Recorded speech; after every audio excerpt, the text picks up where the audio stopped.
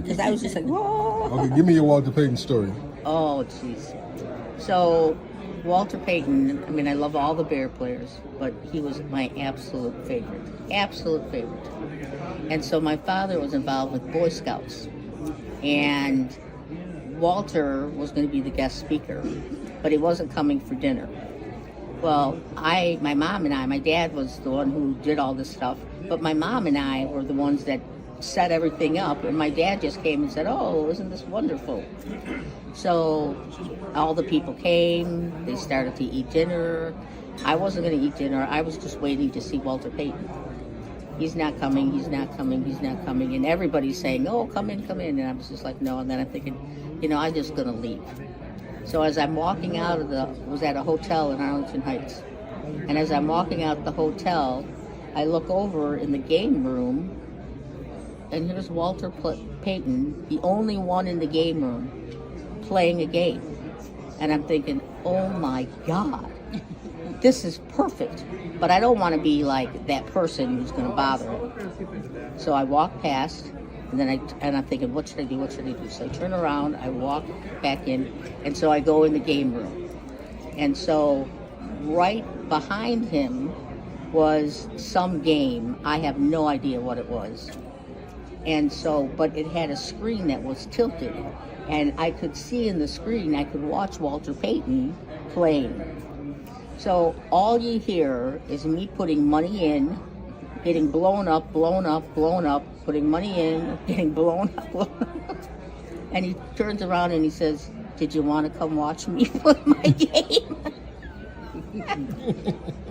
I said, actually, that would be wonderful. We must have talked for well over half an hour. The nicest guy ever. And he says, and so I'm saying, oh my God. I said, you have to speak.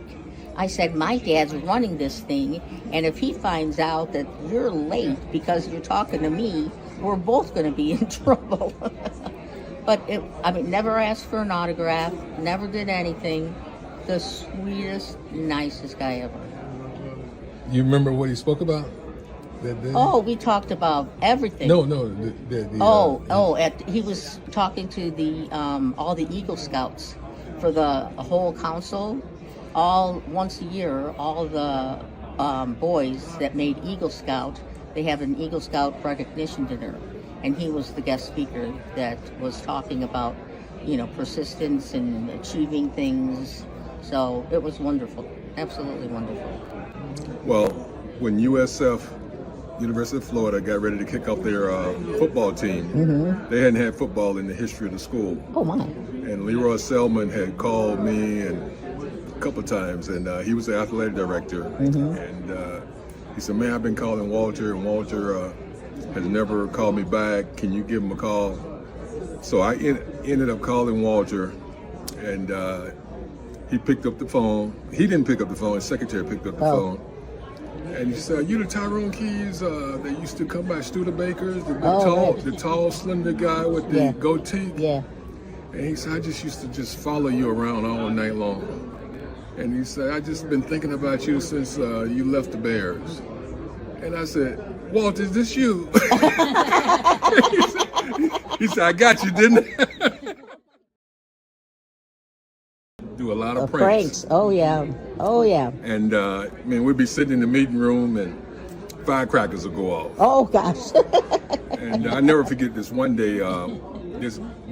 He had a Vago, one of Vagos. He would take up to Platteville. Oh yeah. And I stopped by one day and right before practice, and then there was a guy who had a big afro that was ahead of us, and Walter had a BB gun. He said, "Watch me shoot through his hair." Oh my God. I said, "Really?" Oh and he shot through the guy's hair. Oh jeez. That's crazy. So getting back to his speech that he did that night, when they called him up, everybody was looking for Walter. Right. And the room was packed because it's their first fundraiser to kick off football. And he comes out through the kitchen. Oh yeah. And the reason that he said he came out through the kitchen because he said, "I got $100 if any of you guys can name one of my offensive linemen Oh, And he said, the guys who prepared the meal, right. they're like the offensive line. Yeah, Because exactly. the night wouldn't take place without those guys. Right, absolutely. And he said, my offensive line, I wouldn't be who I was if those guys didn't block for me. For the long count. They give to Peyton on a sweep to the right side. He gets a block from Reeve Sorry. Spins back inside. Ripped by one man. Still on his feet. Struggles away at the 20. Still battling. Breaks away at the 15. The 10. The 5 and down to the 4-yard line. Sensational run by Walter Payton. And the thing with me is I never forget when I was 10 years of age and I watched Brian's song. Oh my gosh.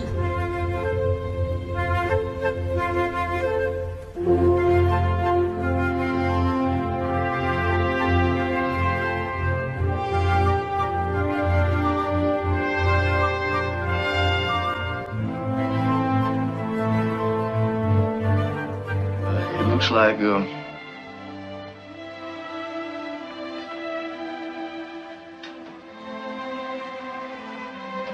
might never play football again. Or for a long time.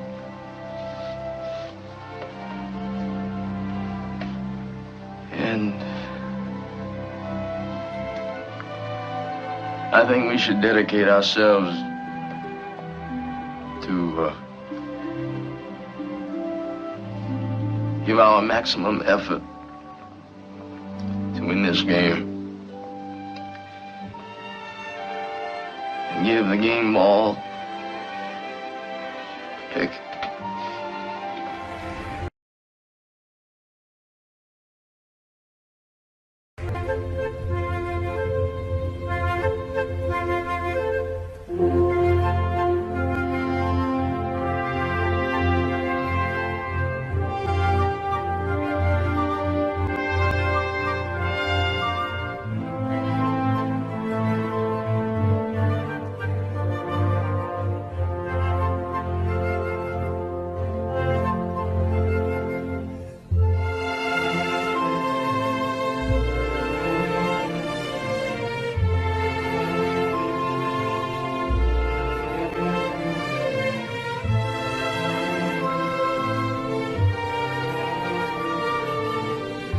Gail Eugene Sayers was one of 3 sons raised by Roger Winfield Sayers and Bernice Ross.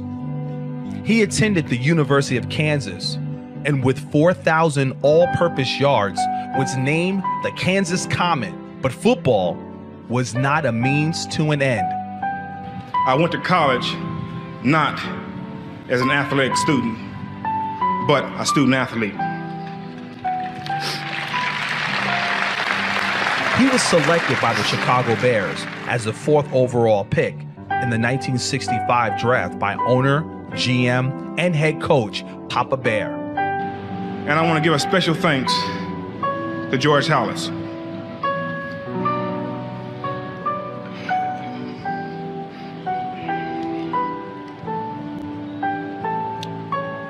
A man who more than anyone else has made professional football what it is today.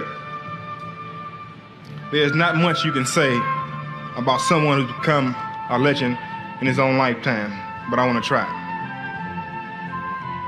Mr. Halas is one of those rare individuals who is not content with things as they are, but sees things as they could be and works to make things better. As a rookie, he exploded with an NFL record 22 touchdowns, capped off in December on a muddy Wrigley Field with 6 touchdowns.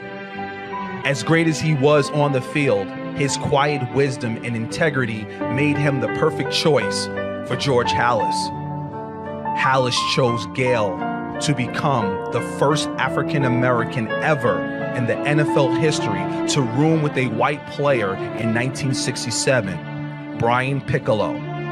They were completely opposites who found themselves to be best friends through football. A true story that captured America's ideal of coming together in Brian's song. They became great friends, and it was Gail at Brian's bedside when he tragically passed away before the season started, a sober part of life's journey. Reaching this point, however, is not as important as striving to get here. This is true in all professions, in all life's activities. There are doctors, lawyers, school teachers, plumbers, all who strive to do the very best to their abilities. We hear a lot today about how the American people have lost their dedication to excellence. I don't believe that is true. Each of us excels at different things, sometimes in areas that are only a hobby, more often in our life's vocation. The most important thing, however, is to strive to do our very best.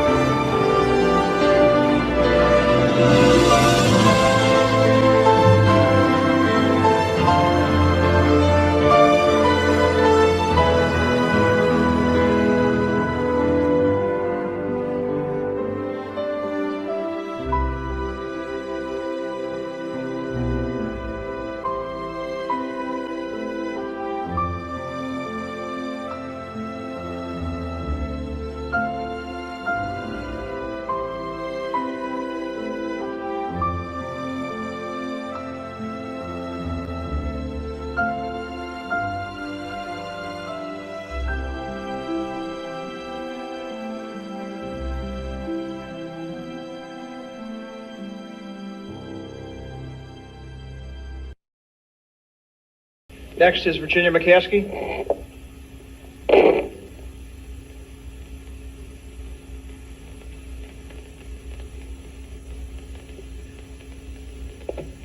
After Brian Piccolo died, my husband Ed and I promised ourselves that we wouldn't be so personally involved with any of the players. And we were able to follow that resolve until Walter Payton came into our lives.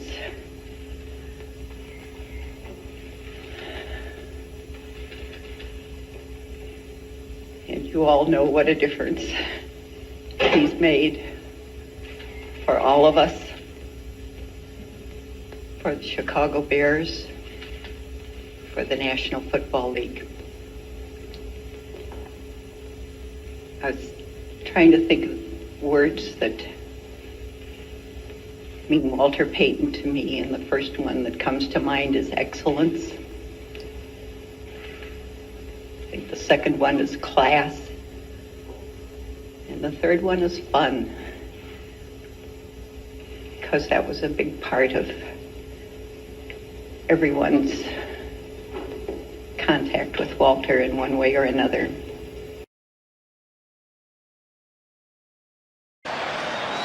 I think we were just a group of guys that came together at a point in time that really loved the game and really loved each other. We had so much passion for the game and so much pride in what we did. 2 seasons and 20 wins later, the Bears traded for Keys, who spent the 83, 84, and 85 seasons in Chicago, where fellow Mississippian Walter Payton took him under his wing. Well, definitely, when I went there, I never forget meeting Walter Payton, and of course I grew up watching Walter Payton, and I appreciate him for taking me up under his wings and showing me the ropes, the do's and the don'ts of a big city like Chicago. Coach there by the name of Robert Hill, who he had a different philosophy in terms of coaching. Hill placed little importance on non-contact drills, believing that the best way to nurture a successful football team was to have them play a lot of football. Monday, we scrimmage. Tuesday, we scrimmage. Wednesday, we scrimmage. Thursday, we scrimmage.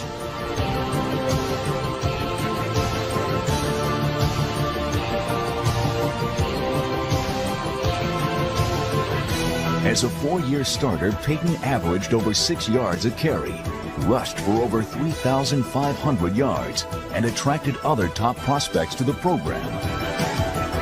Everyone was talking about this hot, new, sensational running back that they had, and sure enough, he was pretty special. I remember thinking, man, wouldn't it be nice to go there and be on the team with him? And I got to meet him and saw what a neat guy he was, and I said, man, I'd sure like to play with him. And ended up getting a chance to block for him. Walter finished his college career as the leading scorer in NCAA history, piling up an astounding 66 touchdowns in only 43 games. From 1971 to 74, Payton and the Tigers won 33 games while losing just 9. An organization designed to offer kids guidance and support in a friendly and safe environment. Our foundation is to make a difference wherever that need or wherever that positioning may be, and that's what we do.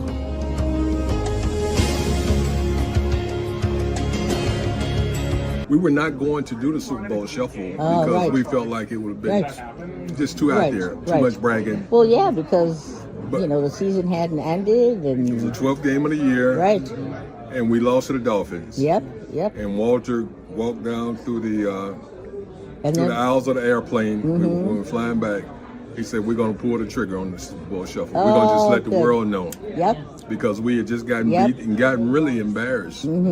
Right. Losing 38-21 by Miami, and we met in the studio that next morning. We are the Bears, the shuffling crew, shuffling on down, do it for you. We're so bad, we know we're good, blowing your mind like we knew we would. You know we're just strutting for fun, strutting our stuff for everyone. We're not here to start no trouble, we're just here to do the Super Bowl shuffle. We lost to the Miami Dolphins on Monday Night Football in one of the most watched football games ever at that time. And after that game, we said, forget all of this, we're going to go do the Super Bowl shuffle. We're going to make a commitment. And we made a commitment. We went to the studio that next day, which was Tuesday, And we got there in the studio at about 10 o'clock, and we recorded it. It took about 4 or 5 hours, and we recorded the Super Bowl Shuffle and released it the next week. And everybody thought we were like crazy for doing it, but I think it was like 6 weeks before the Super Bowl, and we did it, and it was a big hit. But the other thing that a lot of people don't realize is that the Super Bowl Shuffle was, if you listen to Walter Payton's lyrics, we're not doing it because we're greedy.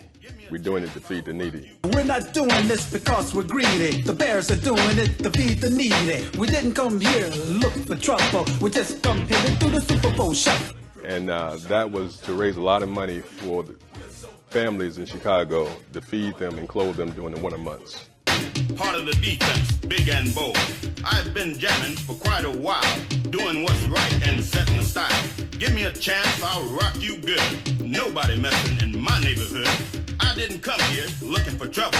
I just came to do the Super Bowl Shuffle. We are the Bears Shuffling Crew, shuffling on down, doing it for you. We're so bad, we know we're good, blowing your mind like we knew we would. You know we're just strutting for fun, strutting our stuff for everyone. We're not here to start no trouble. We're just here to do the Super Bowl Shuffle.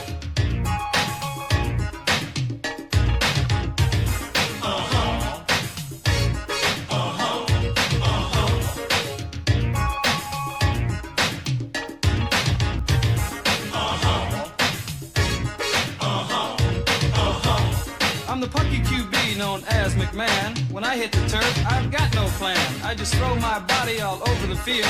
I can't dance, but I can throw the field.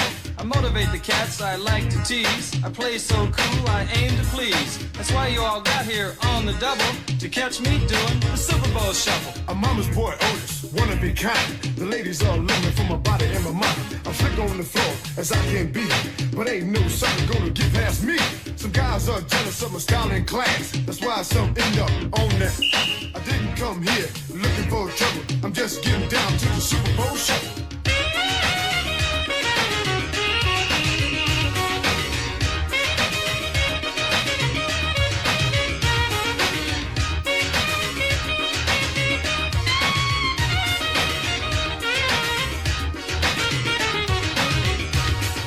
They say Jimbo is our man. If Jimmy can't do it, I sure can. This is Steve, and it's no wonder. I run like lightning, pass like thunder. So bring on Atlanta, bring on Dallas. This is for Mike and Papa Bear Hallis. Down the road, right across the street from here. So I said to Walter, the place was packed, and it was a snowy, bad winter day. And the friends I was supposed to go with all said the weather's bad, we're not going. Well, my mom knew that I really wanted to go. So my mom said, I'll go with you to the bar to see Walter. So when we get there, the place is packed. And there was one table and it had 2 seats at the end. So my mom, who is not a wallflower at all, goes up to these guys we don't even know and says, hey guys, this is your lucky day. You're going to have 2 women sitting with you. So they said, yeah, go ahead, sit down. So we sit down, and there were booths along the way here. To do that speaking engagements to help kick off University of South Florida's football team.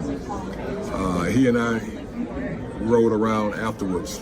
We spent a couple hours just riding in a limo. He actually wanted me to fly back to Chicago in his private jet, and they were going to fly me back. Had I known that was going to be my last time seeing them, I probably would have, because a year later, he had passed. But one of the things that he shared that night, he said, homeboy, because we were from the same hometown, he said, yeah, a lot of people will come up to me and they want to console me because I didn't get a chance to score in the Super Bowl. And he said, but I get a chance to console them and let them know it's all right. Wow. But he said, had I scored, I would have never met these people. Right.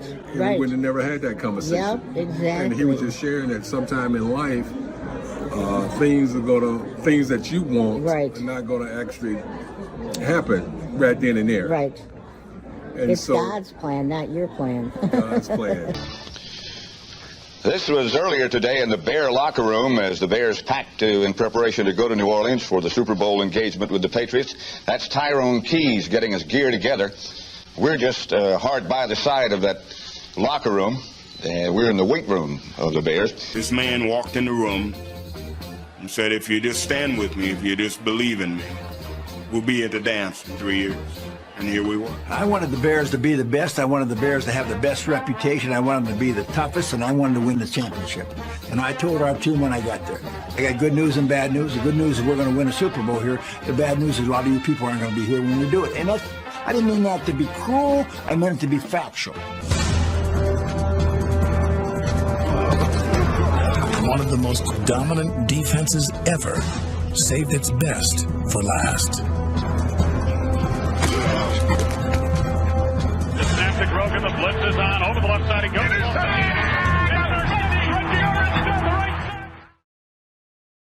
We just took it at them, and we played Bear football today. You know, they tried to come out and do some things and intimidate us, but I think they learned that nobody intimidates the Chicago Bears. You talk about the spread, but you beat it by 3 times at least with the 46-10 victory. Well, the thing that Buddy Ryan had expressed to us all week long, that they were exactly the same team that we played the second game of the year. We just let them do all the talking all week long, and we knew we had a good game plan, and we came out and performed real well. And my Sunday, I got a chance to see me play my first Super Bowl, and we won it. That's all that matters, is that he's happy, my family's happy, and the people that were behind me are happy. That's it. And you made the people of Chicago happy, too. 1985 Chicago Bears! The first close-up look for a lot of these people, and boy, are they enjoying this. Here they are at last!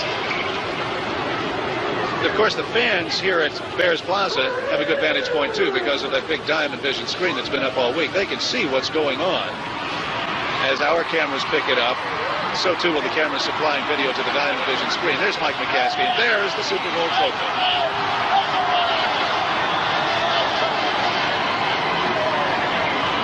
Ladies and gentlemen, Super Bowl champion, the Chicago Bears of 1985.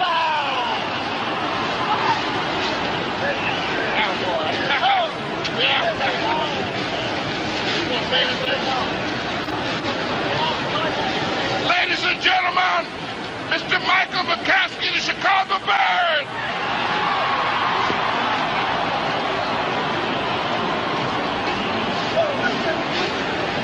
I can't tell you what a great moment this is for all of us Chicago Bears. Today, in this country, everybody is a Chicago Bear fan.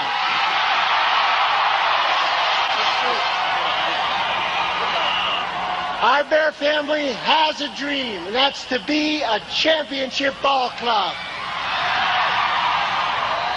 The players, the coaches, the staff have worked hard and long to make it happen. It happened.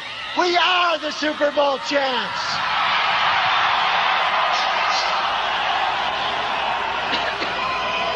Woof, woof, woof, woof. Yes.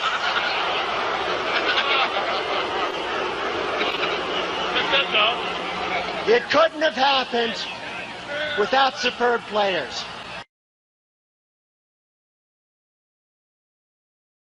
Years later, what was a disappointing time for him, not scoring the touchdown, and now 2 days before the Super Bowl, every year he has center stage, not for him, but in his honor. In last Super Bowl, they brought all of these guys out from every team. And that has been going on now for 20 years. Yeah, it's wonderful. And I like it. And Brittany are there, and Connie, Mrs. Payton is, there, but the kids are there, and it's just wonderful. Yes. Absolutely wonderful. He's now larger than life. And they have the patch on their uniform. There's a patch that they have on their uniform if they're if they won the award. Oh, yeah. Hey, sir, come here for a minute. I'm going to have him take a picture of us. And we're not doing this because we're greedy. The Bears are doing it to feed the needy. We didn't come With Tyrone as a player in the video and a valuable defensive end on the field, the Bears shuffled all the way to the Super Bowl 20 title following the '85 season. Yeah, it is. It's an honor, and actually, it was the NFL Man of the Year award. 35 years ago last month, the great Walter Payton retired from professional football. Of all the incredible records he set during his 13-year career, there's one that speaks to his character. Walter played in 170 consecutive games, which is still the benchmark for running backs to this day. No matter the game or the conditions, whenever his teammates looked in the backfield, Walter was there for them.